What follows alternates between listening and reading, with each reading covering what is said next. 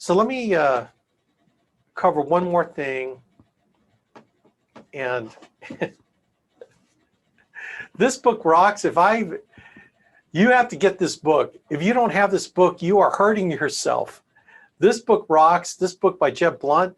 And he wrote this during the pandemic, in the middle of the pandemic last year.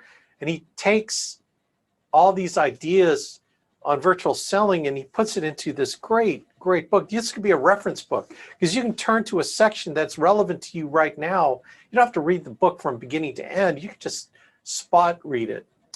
This guy talks about the 4 levels of sales intelligence. Okay, this is chapter 7. Man, this is one of the most important parts of this book because this will help you get your mind right on the sales process and selling. And I'm going to read some of this to you. I hope you don't mind me reading. But so he talks about the 4 levels of sales intelligence. Okay, and what are we talking about sales intelligence? He talks about innate intelligence called IQ. Okay, it's what you're born with, your natural intelligence level. Okay, then there's AQ, which is acquired knowledge. So you have your innate intelligence level, and then you have what you've been able to learn and grow with by actively learning stuff. That's called acquired knowledge, AQ. Then you got technology acumen, which is TQ. Technology acumen is how good are you at technology? Can you get on a Zoom call? Can you do the technical aspects of getting a client on some type of internet call? It could be whereby.com or whatever, to get them, you know, can you do the electronic application? Can you do the quoting tools? You know, are you taking advantage of all the technology aspects? And it actually goes beyond that, prospecting. You know, can you create Facebook ads? Can you, your technology acumen, all right? Using email, using texting, using automated texting, using funnels, all these things. And you know what? Age is an excuse. Well, I'm old and I'm not good with all that technology stuff. You know what? I'm just going to tell it straight up and slap you upside the head. You choose not to learn technology. That's why you don't know it. You choose not to learn it, right? Everything's learnable. I mean, you got your insurance license, didn't you? There's some people that don't pass that test. There's some people that don't ever pass that test after taking it 15 times. But you managed to pass it. See, the only, and really the only reason why those people chose not to pass it is they chose not to learn it. They chose not to put the work in. You see what I'm saying? The only reason why you say you suck at technology is you made a conscious decision not to learn it. All right? So I slap you upside the head with a smile on my face? Well, I'm old. Man, that's an excuse. So I don't ever want to hear that, man. Don't ever tell me, well, I'm old and I can't learn this technology, or I'm just not good at technology. Don't ever tell me that. You're just not, you haven't put the work in to learn it. You're not there yet, okay? I am not educated yet on technology. Does that make sense? Seriously. Technology acumen, I'm going to get off that because I can go on that all day, because that just really, it's your own self-imposed limitations. Your own belief about yourself is what's limiting you from being great.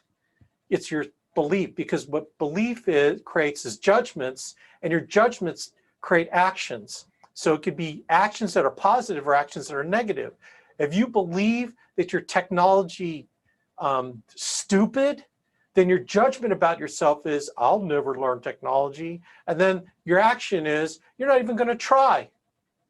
Or when you try, it's like, oh, this is too hard. I just can't learn this. And then you never get good at it. You never are able to sell a client on a great Western electronic application, right? Because your judgment about yourself is you're too technologically stupid, when you could fix that, man. Anyway, technology acumen. And then sales-specific emotional intelligence, EQ. So we've got innate intelligence, IQ, acquired knowledge, which is AQ, technology acumen, which is TQ, and sales-specific emotional intelligence, EQ. What this does is it allows you to seamlessly blend and balance multiple sales communication channels with your client. It could be email, it could be text. He talks about asynchronous versus synchronous communication. Asynchronous is when you are not with the client one-on-one, right? Which is email, text, you know, voicemail that you're leaving with a client. That's asynchronous. Synchronous is when you are with the client on the phone, with the client on the internet, video call. Asynchronous is when you're creating a relationship, when you're interacting with them. And that's important on the EQ side. He says people who combine high IQ, AQ, and TQ with high EQ dominate any field or discipline they pursue. These high Q people are at the very top of the food chain. All right? Then he goes on to say IQ, how smart you are, is fixed. It's baked into your DNA. Okay? It is what you have, what you're born with, your IQ. AQ, acquired knowledge, how much you know, makes IQ relevant. Okay, then TQ, how fast you assimilate and leverage technology for low value tasks, gives you more time for human relationship. Okay, that's the thing that people think, is that technology can replace human relationship. No, technology makes more time for human relationship, all right? And then EQ, your acuity for dealing with emotions amplifies the impact of IQ, AQ, and TQ because it allows you to relate to, respond to, influence, persuade other human beings. Man, do you see how important? It's sort of the catalyst for all the other three, right? That's why it's so important for you to understand how to control your emotions, and then how do you leverage clients' emotions. Your success in sales is how can you influence a client to feel, right?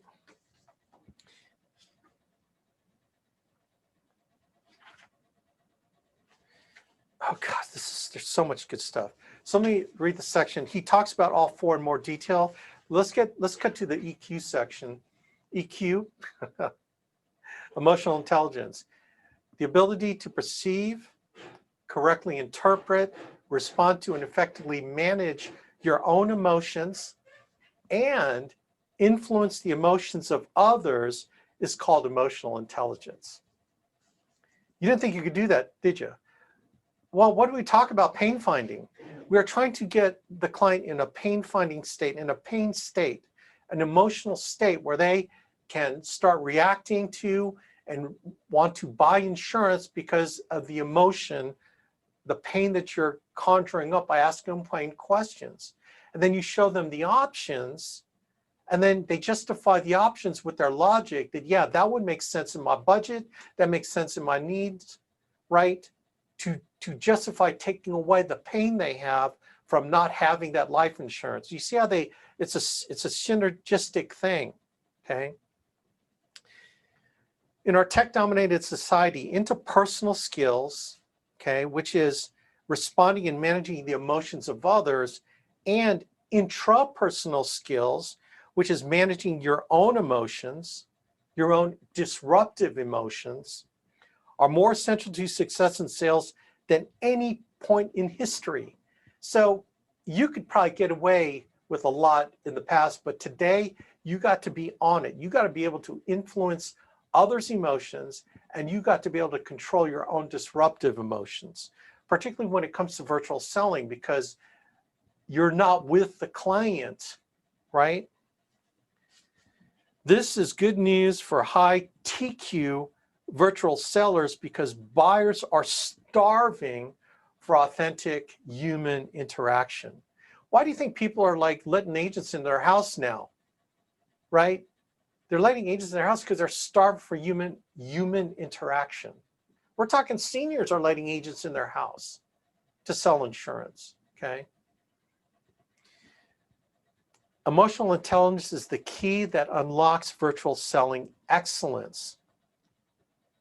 Emotional discipline combined with empathy and the ability to develop and maintain emotional connections with other people through virtual communication channels is the rocket fuel of sales performance. So again, virtual selling, selling when you're not with the client, but selling asynchronously when you are with the client, either phone or over the internet on a Zoom call or a whereby. Let's talk about sales professionals who leverage sales-specific emotional intelligence are able to seamlessly manage technology, emotions, relationships, and outcomes. Oh, man. Then he goes, chapter 8, emotions matter. Oh, man, this is a great chapter. The dark side of virtual selling. So when we started virtual selling, man, a lot of us fell into this dark side.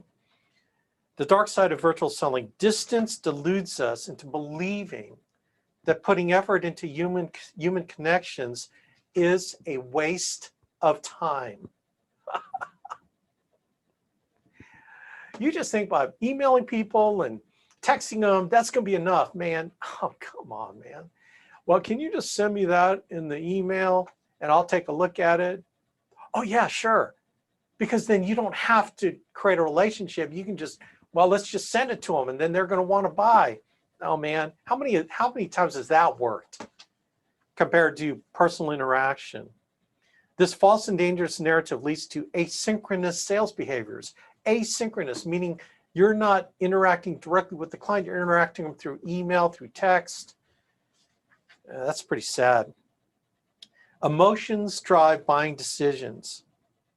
People make mega million-dollar deals with salespeople because, and we're talking corporate sales, because they feel better about this sales team that showed them this product than another one.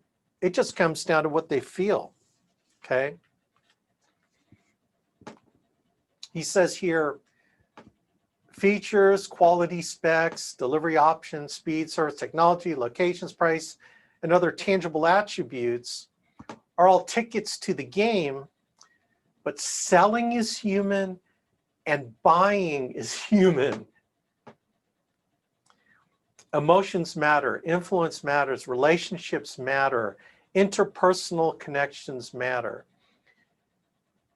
Emotional experiences that they feel are what they remember about you. Your client's emotional experience while working with you is more consistent predictor of outcome than any other variable. This is because humans, as humans, we feel and then we think.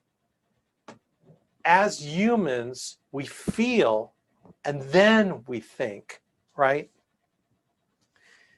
This is, if you remember anything about this talk, it's this right here. They'll forget what you said, they'll forget what you did, but they will never forget how you made them feel. They will never forget how you made them feel. People buy you first, emotion, and then your product or service, logic. Let me say it again.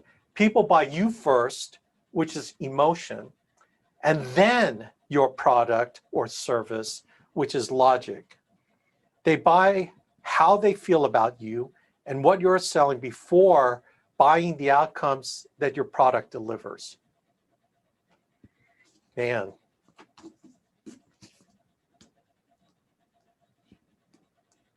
Get this. Read it. Read it.